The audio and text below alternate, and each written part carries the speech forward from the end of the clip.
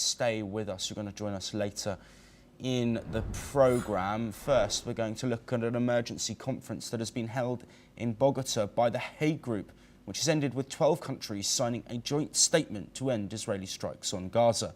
The signatories, including Colombia, Cuba, Malaysia, South Africa and Iraq, condemned Israel's actions in Palestinian territories and pledged legal and diplomatic measures to halt them.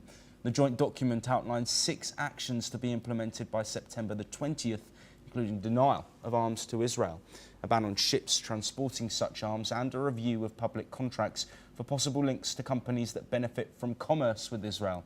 UN Special Rapporteur Francesca Albanese welcomed the move, urging governments to turn their arms embargo commitments into concrete policies.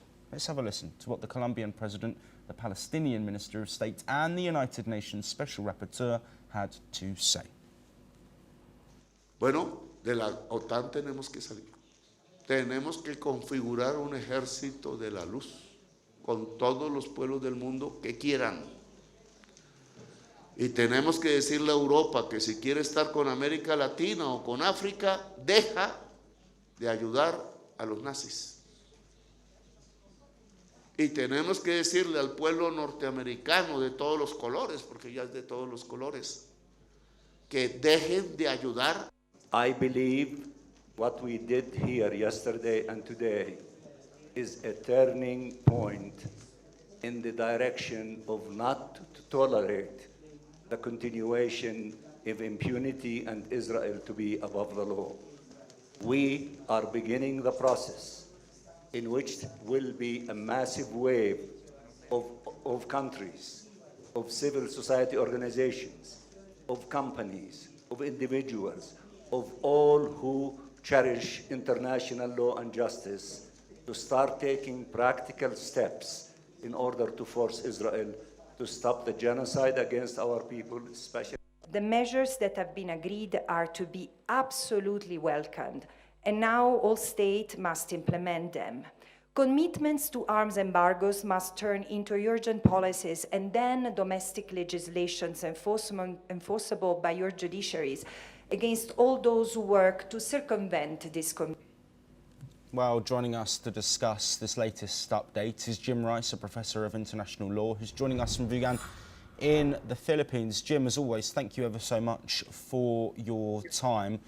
Is there any weight and any significance to this ruling that has happened after meetings in Colombia?